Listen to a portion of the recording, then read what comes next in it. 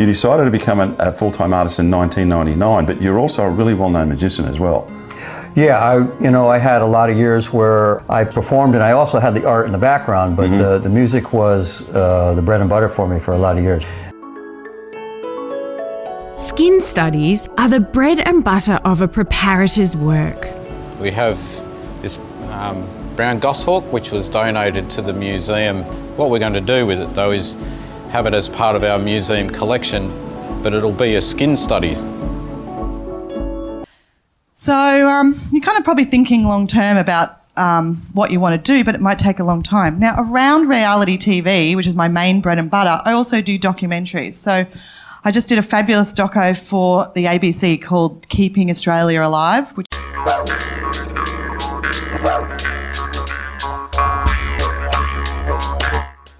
Boom. Guys, 2021, we did it.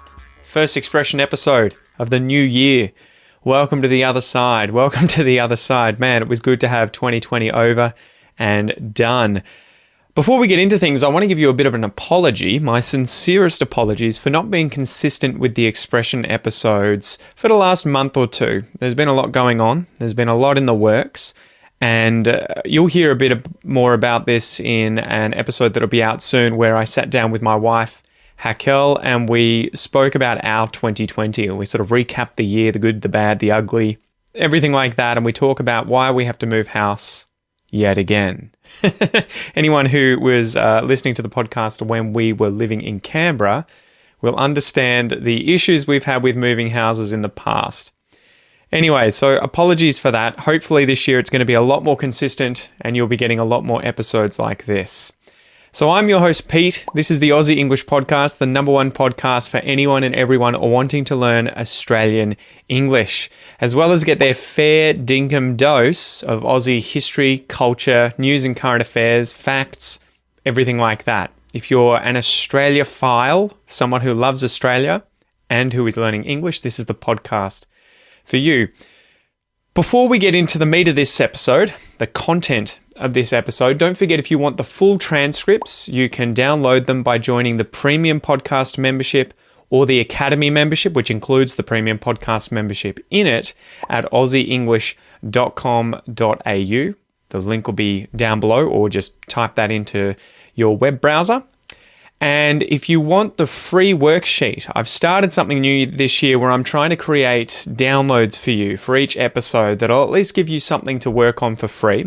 If you want the free worksheet for this episode, which will cover some of the more interesting expressions that were used in this episode, and don't worry, members, for the Premium Podcast, it's included for you guys in the transcript. If you want that free one, again, go down below or click on the website page for this podcast episode and you'll be able to download that for free. Anyway, let's get into it. So, to begin with, I have an Aussie joke for you. They're not always about Australia, but they're a joke. I'm an Aussie, so it's an Aussie joke, I guess. Did you hear the joke about the butter? Did you hear the joke about the butter? No. What is it? I can't tell you because you'll spread it. You get it? Because you'll spread it. All right, so the joke there is obviously with the word spread something. This is a pun. It's a word joke. It's a play on words where obviously butter is that fatty substance, I believe, made from cow's milk that you can spread on bread. And then if you're an Aussie like me, maybe put Vegemite or jam on top of that butter. But if you spread information or spread a joke, for example, it is that you tell many people, right? So it's kind of like that joke of when people say, I'd have to kill you if I told you, right? So how did you get so rich, Pete? I could tell you, but then I'd have to kill you. It's that kind of thing of like, I can't tell you because you'll tell everyone, right? So that's the joke here. Did you hear the joke about the butter? No. What is it? What's the joke? I can't tell you because you'll spread it and then I'll have to kill you. All right, so today's expression is when something is your bread and butter, right? One's bread and butter, someone's bread and butter. So let's go through and define the different words in this expression first, and then after that we can go through some examples and the definition, the origin, some pronunciation, and then we'll finish up with a little fact, okay? All right, so the very first word there, your, right, or one's. This is the second person possessive pronoun. Your butter, your bread, your car, your bike belongs to you.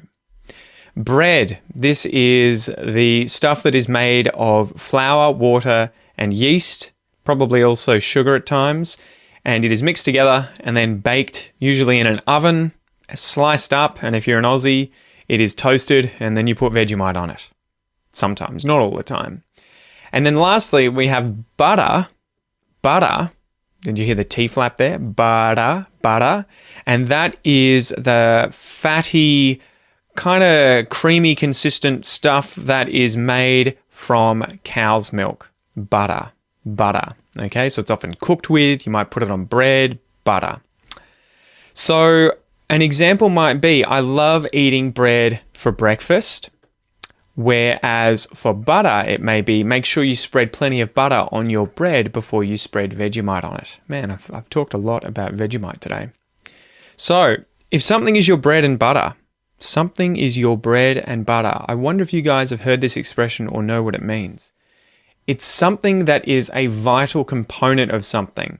So, bread and butter as in foodstuffs, right? Food that are considered a basic form of sustenance, bread and butter. But if something is your bread and butter, it can also be a job or task that provides someone with a steady income. So this is kind of related to that expression, what do you do for a crust? What do you do for money in order to buy bread that is then obviously cooked and gives you a crust to eat? So the origin of this expression, the phrase is thought to date back to the Middle Ages, since it is believed that buttered bread as a food course has been ongoing since that time. Throughout Great Britain and Europe, peasants could only afford this one course as their entire meal and would generally have it with soup. The origin is in keeping with the story where people started earning in order to earn their bread and butter, right? That's where it's related to your job. And I would imagine that's where we get that expression, what do you do for a crust? What do you do? What's your job? What do you do for a living? What do you do for a crust? It was considered the basic after which was earned, one could purchase more items for themselves and their household. Okay, so your bread and butter. Let's go through some examples of how to use this expression. So example number 1, trade relations with China and Australia are currently at an all-time low. There's been a lot of mud slung back and forth between the countries, and China's banned a bunch of Australian exports, which is affecting numerous Australian industries, things like lobster. I think they've done it to wood now. They were doing it to coal more recently and barley. Hopefully, though, the relationship will get back on track because good trade relationships with neighbouring countries are the bread and butter of a successful country. Example number 2. So when I was a young kid, I used to love playing musical instruments. I had guitar lessons, drum lessons, piano lessons. Man, I even had clarinet lessons when I was at high school. Those were the days. Singing lessons as well, and singing became my passion. That was what I absolutely fell in love with. And I also played in a few bands here and there as well.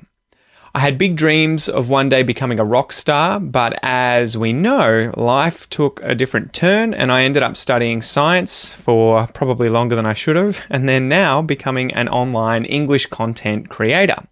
So you could say, Pete loves playing guitar, but online English content creation is his bread and butter. Okay, his bread and butter. Example number 3. Imagine that you are a language teacher. You speak a few languages fluently, maybe Chinese, like Mandarin or Cantonese, German or French. However, French is by far and away your most advanced language and the primary language that you teach, the main one that you focus on, that you feel most comfortable teaching. So you could say your bread and butter is French, but that you can also speak a few other languages like Cantonese and German. So French is the main one, the most advanced one, and the one that you make a living with, that you earn a crust with. It's your bread and butter. All right. So hopefully now you understand the expression someone's bread and butter, your bread and butter. It can be a vital component of something, or it can be a job or task that provides someone with a steady income. Someone's bread and butter. So now let's have a listen again to the clips from the start of this episode, where hopefully you'll be able to understand how this expression, your bread and butter, is being used. You decided to become a full-time artist in 1999, but you're also a really well-known magician as well. Yeah, I had a lot of years where I performed, and I also had the art in the background, but the music was the bread and butter for me for a lot of years. Skin studies are the bread and butter of a preparator's work.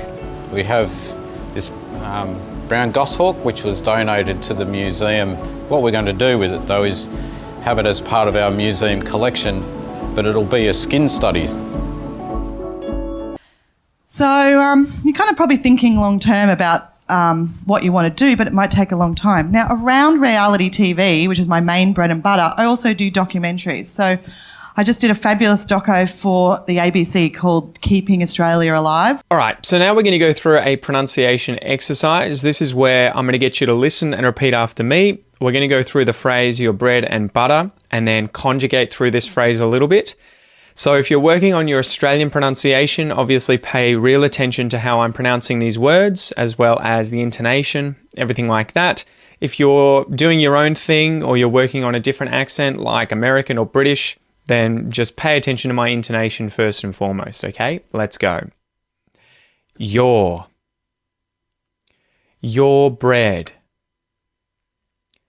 Your bread and. Your bread and butter. Your bread and butter. I'm going to speed it up. Your bread and butter. Your bread and butter.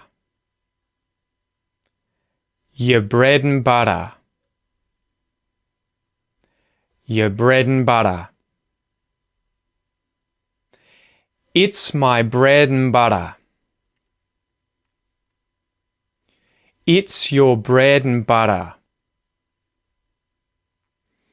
It's his bread and butter. It's her bread and butter. It's our bread and butter. It's their bread and butter. It's its bread and butter. Good work, guys. Good work. So remember, if you want to learn more about Australian English pronunciation, make sure to check out my Australian pronunciation course. I will leave a link up here in the corner on the video, or just go to aussieenglish.com.au/APC. Okay, the link will be in the show notes, in the transcript, or just go to the website and you can get access to that course. It's the best way to improve your pronunciation because you'll learn all the different sounds in Australian English, the consonants, the vowels, but you'll also get access to 26 advanced lessons going over things like the Aussie R or the syllabic N and syllabic L. There's loads of good stuff in there that'll really help you level up your pronunciation. Now, before we finish, I thought I would tell you a little interesting fact about Australia. And I was like, how can I have this tie in with Australia and bread and butter? So I thought about damper. So damper is a kind of traditional Aussie bread that was historically made by early settlers, swagmen, drovers, stockmen, and other travellers in Australia using a few basic ingredients and their campfire. It's different from bush bread, which has been made by Indigenous Australians for some tens of thousands of years and was traditionally prepared by crushing a range of different things like nuts, seeds, roots, and mixing them into a dough, then baking it on the coals of a fire. Instead, damper is a dough simply made of wheat flour and water with some butter, if it's available, that's then lightly kneaded and baked in the coals of a campfire, often using a camp oven. It's an incredibly iconic Aussie dish and can be made in many camping situations. It was used by stockmen who travelled through remote areas of Australian bush and the outback for long periods of time, who carried only the most basic of rations like flour, sugar, and tea, supplemented with whatever meat was on hand. The basic ingredients used to make damper were typically just flour, water, sometimes milk, and a little bit of butter. Baking soda, or beer, could also be used for leavening if you were lucky enough to have any on you. It was normally cooked in the ashes of a campfire, where the ashes were then flattened out. The damper was cooked for 10 minutes or so on them, and then it would be covered in the ashes and cooked for a further 20 to 30 minutes until when you tapped on it, it sounded hollow. That was how you knew it was ready. Alternatively, it was cooked in a greased camp oven. Damper was eaten with dried or cooked meat and golden syrup. Well, or golden syrup. You probably wouldn't mix the syrup with the meat. So be sure to download today's worksheet, guys, which will be freely available on my website. It'll include some of the interesting vocab and expressions that were used in today's lesson, and I'll also include a recipe for you to make your very own damper at home in your oven. And remember, if you want the transcripts, sign up for the Premium Podcast or the Academy membership at aussieenglish.com.au. Check out this video as well on the Aussie English TV channel on YouTube, and download the podcast free via the Aussie English Podcast app on Android or iPhone, or via any good podcast application. Thank you so much for joining me, guys, and I will see you next time. Bye.